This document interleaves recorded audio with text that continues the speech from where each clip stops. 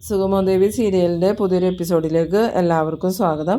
അങ്ങനെ നമ്മളുടെ ദേവികയും അതുപോലെ ഹരിയങ്കളും എല്ലാ സത്യങ്ങളും നന്ദൻ്റെ കള്ളത്തരങ്ങളും മനസ്സിലാക്കുന്ന എപ്പിസോഡാണ് വരാൻ പോകുന്നത്. എന്തായാലും ഈ ജഡ്ജ് വീട്ടിൽ വന്നിട്ടുണ്ടായിരുന്നു എന്നുള്ള വിവരം ഈ അരുന്ധതി കെവിനെ വിളിച്ച് പറഞ്ഞിട്ട് കെവിൻ ഇസബല്ലയോടും കുരുവിളയോടും പറഞ്ഞിട്ട് അരുന്ധതിയുടെ വീട്ടിലോട്ട് പോകുന്നുണ്ട്. കെവിൻ പോയി കഴിഞ്ഞതും ഇസബല്ലയാണെങ്കിൽ ആകെ സമനില തെറ്റിയതുപോലെയാണ് പെരുമാറുന്നത്. എന്നിട്ട് പാപ്പനോട് പറയുന്നുണ്ട്, പാപ്പ എന്തൊക്കെയോ പ്രശ്നങ്ങളുണ്ട്, ഇതിൻ്റെ പിന്നിൽ എന്തൊക്കെയോ പ്രശ്നങ്ങൾ നടക്കുന്നുണ്ട്, അല്ലെങ്കിൽ പിന്നെ ആ ജഡ്ജിന് അരുന്ധതി മേഡത്തിൻ്റെ വീട്ടിൽ ചെല്ലേണ്ട ഒരു കാര്യമില്ല, എന്തൊക്കെയോ പ്രശ്നങ്ങളുണ്ട്, നമുക്കൊന്നും മനസ്സിലാവണില്ലല്ലോ, ഇനിയിപ്പോൾ അവർ കേസുമായിട്ട് മുന്നോട്ട് പോകുന്നുണ്ടോ എന്ന് ചോദിക്കുമ്പം പാപ്പൻ പറയുന്നുണ്ട്, സിദ്ധാർത്ഥൻ നല്ലൊരു രാഷ്ട്രീയക്കാരനാണ്, പക്ഷേ ഇയാൾ എന്തൊക്കെയോ ലക്ഷ്യം വയ്ക്കുന്നുണ്ട്, അയാൾ തന്ത്രപരമായി മകനെ രക്ഷിച്ചെടുക്കാനാണ് നോക്കണേ, എന്തായാലും നമുക്കിപ്പോൾ ക്ഷമയോടുകൂടി കാത്തിരിക്കാനേ പറ്റുള്ളൂ എന്ന് പറയുമ്പോൾ ഇസബല്ല പറയുന്നുണ്ട്, ഇനി അന്വേഷണം വേറെ ആരെങ്കിലും ഏൽപ്പിക്കുമോ അല്ലെ CBI അങ്ങനെയുള്ളവരെ ആരെങ്കിലും ഏൽപ്പിക്കുമോ എന്ന് ചോദിക്കുമ്പോൾ അതൊന്നും പറയാൻ പറ്റില്ല, അത് ഹരികൃഷ്ണൻ എന്താ പ്ലാൻ ചെയ്തേക്കണമെന്ന് നമുക്കറിയില്ലല്ലോ, അത് അയാൾക്ക് മാത്രമേ അറിയുള്ളൂ, എന്തായാലും നമ്മൾ ഓരോ ചൂടും സൂക്ഷിച്ച് വെക്കണം എന്ന് പറയുമ്പോൾ ഇസബല്ല പറയുന്നുണ്ട്, എൻ്റെ ആഗ്രഹം പോലെ കാര്യങ്ങൾ നടന്നില്ലെങ്കിൽ ഞാൻ എല്ലാത്തിനെയും തീർത്ത് കളയും, ദേവികയും നന്ദനും ഇനി ഒരുമിച്ച് ജീവിക്കാൻ പാടില്ല, അങ്ങനെ എന്തെങ്കിലും സംഭവിച്ചിട്ടുണ്ടെങ്കിൽ ഞാൻ എന്താ ചെയ്യാമെന്ന് എനിക്ക് തന്നെ അറിയാൻ പറ്റില്ല എന്നും പറഞ്ഞ് ഇങ്ങനെ ദേഷ്യപ്പെടുമ്പം ഇസബല്ലയുടെ ഈ പെരുമാറ്റം കണ്ടിട്ട് പാപ്പനക്കാണെങ്കിൽ ആകെ കൺഫ്യൂഷൻ ആവുന്നുണ്ട്. പിന്നീട് കാണിക്കുന്നത് നമ്മളുടെ ഹരിയങ്കളിനെയും ദേവികേനെയും സിദ്ധാർത്ഥനെയും പ്രഭാവതിനെയാണ്.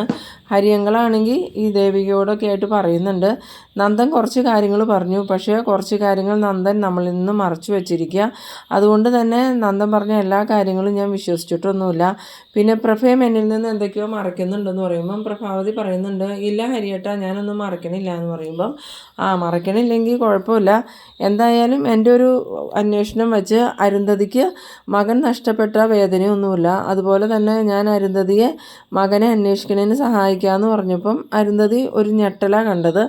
എന്തായാലും സാധാരണ എന്നോട് സഹായം ചോദിക്കേണ്ട അരുന്ധതി ഞാൻ അങ്ങോട്ട് സഹായിക്കാമെന്ന് പറഞ്ഞപ്പോഴും അരുന്ധതിയുടെ മുഖത്ത് ആശ്വാസമൊന്നും അല്ല കണ്ടത്, ഒരുതരം ഭയമാണ് കണ്ടത്. അതിൽ നിന്നൊക്കെ എനിക്ക് മനസ്സിലായത് നന്ദൻ പറഞ്ഞതൊന്നും അല്ല സത്യം, അതിൻ്റെ അപ്പുറത്തേക്ക് എന്തൊക്കെയോ സത്യങ്ങളുണ്ട്, നന്ദൻ്റെ ഒപ്പം തന്നെ വെയിറ്റുള്ള ഒരാളെ നന്ദൻ തന്നെ ചുമന്നു കൊണ്ടുപോയി എന്ന് പറയുന്നതും അതുപോലെ കുഴി വെട്ടി കുഴിച്ചിട്ടു എന്ന് പറയുന്നതൊന്നും വിശ്വസിക്കാൻ മാത്രം പൊട്ടനൊന്നുമല്ല ഞാൻ, എന്തായാലും നമുക്ക് വിശ്വസിക്കാൻ പറ്റിയ കാര്യങ്ങളൊന്നും അല്ലാതെ. ആ സമയം പ്രഭാവതി പറയുന്നുണ്ട്, അത് നന്ദൻ സമ്മതിച്ചല്ലോ ഹരിയേട്ടാ, നന്ദൻ ഋഷിയെ കൊന്നു, അത് സത്യ, ഇനി നമ്മൾ നന്ദനെ എങ്ങനെയെങ്കിലും രക്ഷിച്ചെടുക്കാനാണ് നോക്കണ്ടേന്ന് പറയുമ്പോൾ ഹരിയേട്ടൻ പറയുന്നുണ്ട്, അങ്ങനെ കുറുക്ക് വഴിയിലൂടെ ഒന്നും ആരും നന്ദനെ രക്ഷിക്കാൻ നോക്കണ്ട, അല്ലാതെ നേരായ വഴിക്ക് തന്നെ നന്ദനെ രക്ഷിച്ചെടുക്കാൻ പറ്റുമെന്ന് എനിക്ക് തോന്നണം, ഞാൻ എന്തായാലും ഊർജിതമായിട്ട് അതിൻ്റെ പിന്നാലെ തന്നെ നിൽക്കുക, നിങ്ങളെല്ലാവരും എൻ്റെ കൂടെ തന്നെ ഉണ്ടാവണം. ആ സമയത്ത് ദേവിക പറയുന്നുണ്ട്, ഹരിയങ്കൾ എന്ത് തീരുമാനിക്കണോ ആ തീരുമാനത്തിനൊപ്പം ഞങ്ങൾ ഉണ്ടാവുമെന്ന്. സിദ്ധാർത്ഥനും പറയുന്നുണ്ട്, ഹരിയേട്ടൻ്റെ തീരുമാനം പോലെ കാര്യങ്ങൾ മുന്നോട്ട് പോട്ടെ എന്ന്. പിന്നീട് കാണിക്കുന്നത് നമ്മളുടെ കെവിനാണെങ്കിൽ ഋഷിയുടെ വീട്ടിലേക്ക് ചെല്ലുന്ന സമയത്ത് ഋഷിയാണെങ്കിൽ ഇങ്ങനെ ആകെ ദേഷ്യം പിടിച്ച് നിൽക്കുകയാണ്. എന്നിട്ട് കെവിൻ ചെന്നിട്ട് അരുന്ധതിയോട് ചോദിക്കുന്നുണ്ട്, എന്താ ആൻറ്റി പ്രശ്നം, എന്തെങ്കിലും പ്രശ്നമുണ്ടോ എന്ന് ചോദിക്കുമ്പോൾ മൊത്തം പ്രശ്നമാണ്, നമ്മൾ ഉദ്ദേശിച്ചതുപോലെയൊന്നും അല്ല കാര്യങ്ങൾ പോണത്, ആ ജഡ്ജ് ഇവിടെ വന്നേ എന്തിനാന്ന് ചോദിക്കുമ്പം അയാളിവിടെ വന്നതിൽ ഒരുപാട് ദുരൂഹതയുണ്ടെന്ന് പറയുമ്പോൾ കെവിൻ പറയുന്നുണ്ട്, അത് വെറുതെ വന്നതായി കൂടാന്നുണ്ടോ ആൻറ്റി എന്ന് ചോദിക്കുമ്പോൾ വെറുതെ വന്നതൊന്നുമല്ല, അങ്ങനെ വെറുതെ വരാൻ പാകത്തിനുള്ള ബന്ധമൊന്നും ഞങ്ങൾ തമ്മിലില്ല, എന്തായാലും അയാളുടെ ചോദ്യമൊക്കെ കേട്ടിട്ട് എനിക്ക് എന്തൊക്കെയോ സംശയങ്ങൾ തോന്നുന്നുണ്ട്, അയാൾ എന്തോ സംശയം ഉള്ളിൽ വെച്ച് സംസാരിച്ചതുപോലെ എനിക്ക് തോന്നിയെന്ന് പറയുമ്പോൾ കെവിൻ പറയുന്നുണ്ട്, അത് ആൻറ്റിയുടെ മനസ്സിൽ സംശയം ഉള്ളത് കൊണ്ടായിരിക്കും അങ്ങനെ തോന്നിയത്, അല്ലാണ്ട് അയാളൊന്നും വിചാരിച്ചിട്ടുണ്ടാവില്ല എന്ന് പറയുമ്പം അരുന്ധതി പറയുന്നുണ്ട്, അതൊന്നുമല്ല, എനിക്കെന്തോ പേടി തോന്നുന്നുണ്ട്, നിങ്ങൾ നന്ദനെ തകർക്കാൻ നോക്കിയിട്ട് അവസാനം തകരാൻ പോകുന്നത് നിങ്ങളാണ്. കെവിനെ ഞാൻ നിന്നോടൊരു കാര്യം പറഞ്ഞേക്കാം, നിനക്ക് ചന്ദ്രോത്തുകാരുമായിട്ട് നല്ല അടുപ്പമുണ്ടല്ലോ, നീ തന്നെ അവരെ വിളിച്ചിട്ട് കാര്യങ്ങൾ പറ, ഋഷി മരിച്ചിട്ടില്ല, ജീവനോടെ ഉണ്ടെന്ന്.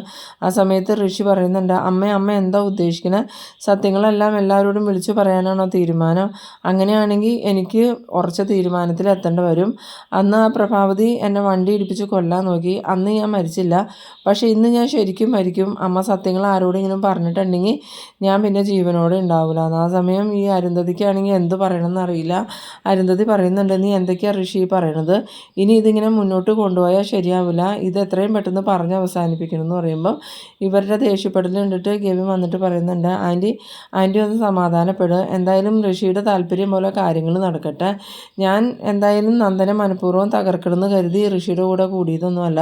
ഋഷിയെ ഞാൻ കണ്ടത് തന്നെ ഈ അടുത്ത കാലത്താണ്. അപ്പോൾ അവൻ്റെ കാര്യങ്ങളൊക്കെ എന്നോട് പറഞ്ഞപ്പോൾ എനിക്ക് അവനോടൊരു സഹതാപം തോന്നി. അതുകൊണ്ടാണ് ഞാൻ അവൻ്റെ ഒപ്പം നിന്ന്. ഇനി മുന്നോട്ട് ഞാൻ അവൻ്റെ ഒപ്പം തന്നെ നിൽക്കും. അപ്പോൾ ആൻറ്റിയും അവൻ പറയണത് കേട്ട് അവൻ്റെ ഒപ്പം നിന്നാൽ മതി, ഒന്നും വിളിച്ച് പറയാൻ നിൽക്കണ്ടെന്നും പറഞ്ഞുകൊണ്ട് കെവിൻ പോകുന്നുണ്ട്. കെവിൻ പോയി കഴിഞ്ഞതും ഈ അരുന്ധതിയാണെങ്കിൽ ഇങ്ങനെ ആകെ എന്ത് ചെയ്യണമെന്ന് അറിയാത്ത അവസ്ഥയിൽ നിൽക്കുന്നുണ്ട്. പിന്നീട് കാണിക്കുന്നത് നമ്മളുടെ ഗിരീഷിനെയും രജനീനെയാണ്. ഗിരീഷൻ ചായ കുടിച്ചുകൊണ്ടിരിക്കുന്ന സ്ഥലത്തേക്ക് രജനി വന്നിട്ട് പറയുന്നുണ്ട്, ഗിരി എനിക്കൊന്ന് ചന്ദ്രോത്ത് വരെ പോകണമെന്ന് പറയുമ്പം ഗിരി പറയുന്നുണ്ട്, വേണ്ട രജനി, നീ ഇപ്പം അങ്ങോട്ട് ചെന്നിട്ടുണ്ടെങ്കിൽ അവർക്ക് എല്ലാവർക്കും അത് വലിയ വിഷമാവും. നീ ഉദ്ദേശിക്കുന്ന പോലെയല്ല, അവിടെ എല്ലാവരും ഭയങ്കര വിഷമത്തിലാണ് നിൽക്കണേന്ന് പറയുമ്പം രജനി പറയുന്നുണ്ട്, എനിക്ക് നന്ദനെ ഒന്ന് കണ്ടാൽ മതി, നന്ദനെ ഒന്ന് കണ്ട് ആശ്വസിപ്പിക്കാനാന്ന് പറയുമ്പോൾ നീ ഇപ്പോൾ അവനെ ആശ്വസിപ്പിക്കാൻ ചെന്നിട്ടുണ്ടെങ്കിൽ അവനക്കത് കൂടുതൽ വിഷമാവും. നീ സത്യങ്ങൾ അറിഞ്ഞു എന്ന് പറഞ്ഞാൽ അവനക്കത് സഹിക്കാൻ പറ്റില്ല എന്ന് പറയുമ്പം ഗിരീഷിൻ്റെ അമ്മ വന്നിട്ട് പറയുന്നുണ്ട്, അത് ശരിയാ മോളെ, നന്ദനിപ്പോൾ നീ സത്യങ്ങൾ അറിഞ്ഞു എന്നൊന്നും അറിയണ്ട, എന്തായാലും എല്ലാം ഒന്ന് കലങ്ങി തെളിയട്ടെ, അത് കഴിഞ്ഞിട്ട് പോകാമെന്ന് പറയുമ്പോൾ രജനിയാണെങ്കിൽ ഇങ്ങനെ ആകെ വിഷമത്തോടുകൂടി നിൽക്കുന്നുണ്ട്. പിന്നീട് ഗിരീഷൻ വണ്ടി സ്റ്റാർട്ട് ചെയ്ത് പോകാനൊരുങ്ങുവാണ്. അങ്ങനെ പോകാനായിട്ട് റോഡിലേക്ക് ചെല്ലുന്ന സമയത്ത് ശാരിക വരുന്നുണ്ട്. ശാരികനെ കണ്ടതും ഗിരി വണ്ടി നിർത്തിയിട്ട്, ശാരികയോ എന്താ ശാരിക എവിടെ പോയതാന്ന് ചോദിക്കുമ്പോൾ ഞാൻ ഗിരീഷേട്ടനെ കാണാൻ വന്നതാണ്, ഗിരീഷേട്ടൻ തിരക്കിലാണോ, എവിടെയെങ്കിലും പോവുകയാണോ എന്ന് ചോദിക്കുമ്പോൾ കുറച്ച് തിരക്കുണ്ട്, കട വരെ ഒന്ന് പോകണം, കുറച്ച് സാധനങ്ങൾ വാങ്ങണം, എന്നാലും കുഴപ്പമില്ല, ശാരികയ്ക്ക് എന്താ പറയാനുള്ളതെന്ന് വെച്ചാൽ പറഞ്ഞു എന്ന് പറയുമ്പോൾ ഞാൻ ഗിരീഷേട്ടനോട് മാപ്പ് പറയാൻ വന്നതാണെന്ന് പറഞ്ഞു. അതെന്തിനാ മാപ്പ് പറയണമെന്ന് ചോദിക്കുമ്പോൾ അന്ന് അച്ഛനെ ആസ്പത്രിയിൽ കൊണ്ടുവന്ന സമയത്ത് ഞാൻ ഗിരീഷേട്ടനോട് കുറച്ച് മോശമായി സംസാരിച്ചില്ലേ, അതിന് മാപ്പ് പറയാൻ വേണ്ടി വന്നതാണ്. അന്നേരം ഗിരീഷ് പറയുന്നുണ്ട്, ഓ അങ്ങനെ ഒരു സംസാരമൊക്കെ ഉണ്ടായോ, എന്തായാലും അത് കഴിഞ്ഞിട്ട് കുറേ ദിവസമായില്ലേ, എന്നിട്ട് ഇപ്പോഴാണോ മാപ്പ് പറയാൻ വന്നേന്ന് ചോദിക്കുമ്പോൾ അല്ല ഗിരീഷേട്ടാ, അന്നേരം എനിക്കത് പറയാൻ പറ്റിയില്ല, ഇപ്പോഴാണ് എനിക്ക് ഓർമ്മ വന്നത്, അപ്പോൾ എനിക്കൊരു സമാധാനം ഉണ്ടായില്ല, അതുകൊണ്ട് ഗിരീഷേട്ടനെ കണ്ട് മാപ്പ് പറയാമെന്ന് കരുതി ഞാനിങ്ങോട്ട് വന്നതാണ്. ആ സമയത്ത് ഗിരീഷൻ പറയുന്നുണ്ട്, എന്തായാലും ഷാരി മാപ്പ് പറയാൻ വന്നതല്ലേ, ഷാരിയുടെ മാപ്പ് ഞാൻ സ്വീകരിച്ചേക്കണു, ഷാരി ഇപ്പോൾ തൽക്കാലം വീട്ടിലോട്ട് ചെല്ല്, ഞാനിപ്പോൾ തന്നെ തിരിച്ചു വരാം, ഞാൻ വന്നിട്ട് പോയാൽ മതി കേട്ടോന്ന്. അങ്ങനെ ഗിരീഷ് റോട്ടിലോട്ടും ഷാരി ഗിരീഷിൻ്റെ വീട്ടിലോട്ടും പോകുന്നുണ്ട്.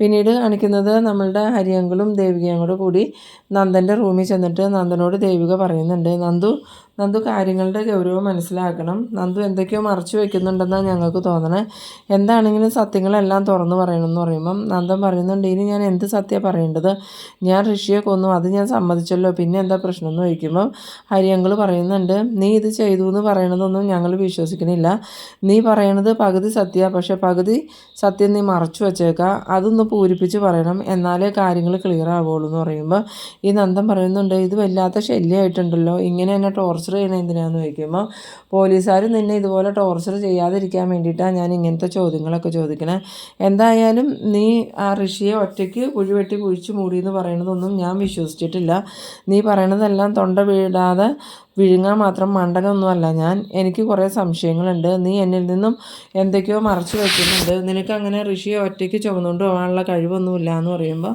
നന്ദൻ പറയുന്നുണ്ട്, അങ്കിളെ ഞാൻ ഒറ്റയ്ക്ക് എല്ലാം ചെയ്തതെന്ന് പറയുമ്പം ഇല്ല, ഞാനത് വിശ്വസിക്കില്ല, നിനക്ക് പുറത്തുനിന്ന് ആരുടെയോ സഹായം കിട്ടിയിട്ടുണ്ടെന്ന് പറയുമ്പം ഈ അങ്കിൾ എന്താ പറഞ്ഞാൽ മനസ്സിലാവാത്തത്, ഞാൻ എല്ലാം ഏറ്റില്ലേ, പിന്നെ എന്താ പ്രശ്നം എന്ന് ചോദിക്കുമ്പം അങ്ങനെ ഏറ്റതുകൊണ്ട് കാര്യമില്ലല്ലോ, പറയുന്ന കാര്യങ്ങളിൽ ഞങ്ങൾക്ക് വിശ്വാസം വരണ്ടേന്ന്. അന്നേരം ഈ നന്ദനാണെങ്കിൽ ഒട്ടും ഇഷ്ടപ്പെടാത്ത രീതിയിൽ നിൽക്കുന്നുണ്ട്. അന്നേരം ഹരിയങ്കൾ പറയുന്നുണ്ട്, എന്നാൽ നീ ഒരു പണി ചെയ്യുക, ഇപ്പം തന്നെ ഡ്രസ്സ് മാറ്, നമുക്കൊരു സ്ഥലം വരെ പോകാൻ. അന്നേരം നന്ദൻ ചോദിക്കുന്നുണ്ട്, എവിടെ പോകാനാന്ന് ചോദിക്കുമ്പോൾ അത് വേറെ എങ്ങുമല്ല, നീ ഋഷിയെ കുഴിച്ചു മൂടിയില്ലേ, ആ സ്ഥലം വരെ നമുക്കൊന്ന് പോകണമെന്ന്, ഇനി എന്തിനാ നമ്മൾ അങ്ങോട്ട് പോകണേ, ഋഷിയെ കുഴിച്ചു മൂടി കഴിഞ്ഞില്ലേ എന്ന് പറയുമ്പോൾ എന്തായാലും ഒരു കേസ് വന്നിട്ടുണ്ടെങ്കിൽ അവിടെ പ്രതിനെയും കൊണ്ട് തെളിവെടുക്കാനും സാക്ഷിമൊഴി രേഖപ്പെടുത്താനൊക്കെ കൊണ്ടുകൊണ്ട് വരും, അതിൻ്റെ ഒരു റിഹേഴ്സലാന്ന് കൂട്ടിയാൽ മതി, നീ ഞങ്ങളുടെ കൂടെ വാ, ഞാനും ദേവികയും വരാം, എന്നിട്ട് നമുക്ക് ഋഷിയെ കുഴിച്ചിട്ട സ്ഥലം ഒന്ന് കാണാം. അന്നേരം നന്ദൻ പറയുന്നുണ്ട്, അതൊന്നും പറ്റില്ല, അതെന്തുകൊണ്ട് പറ്റില്ല എന്ന് പറയുമ്പം എനിക്ക് ഋഷിയെ ഞാൻ കുഴിച്ചിട്ടത് എവിടെയാണെന്നൊന്നും ഓർക്കണില്ല എന്ന് പറയണം. ആ സമയം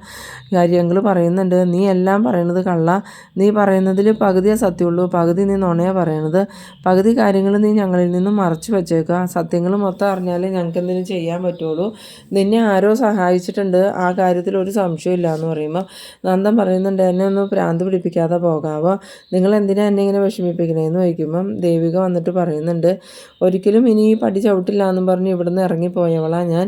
വീണ്ടും ഞാൻ ഇങ്ങോട്ട് തിരിച്ചു വന്നിട്ടുണ്ടെങ്കിൽ അതൊരു മനുഷ്യത്വത്തിൻ്റെ പേരിലാണ്.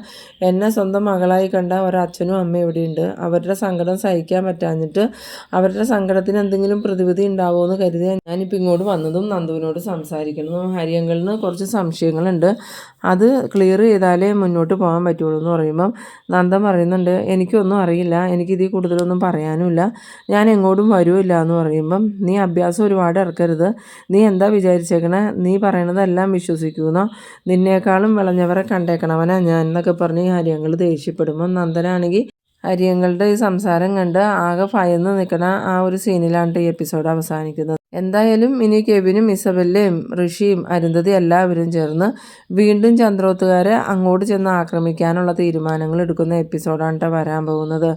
എന്തായാലും നിങ്ങൾ എൻ്റെ വീഡിയോ ആദ്യമായി കാണുന്നവരാണെങ്കിൽ ചാനലൊന്ന് സബ്സ്ക്രൈബ് ചെയ്യാനും ഇഷ്ടമായാൽ ലൈക്ക് ചെയ്യാനും ഷെയർ ചെയ്യാനും മറക്കരുത്. അപ്പോൾ ഇതുപോലെ ഇൻട്രസ്റ്റിംഗ് ആയിട്ടുള്ള അടുത്തൊരു എപ്പിസോഡുമായി നമുക്ക് വീണ്ടും കാണാം. അതുവരേക്കും ബൈ ബൈ.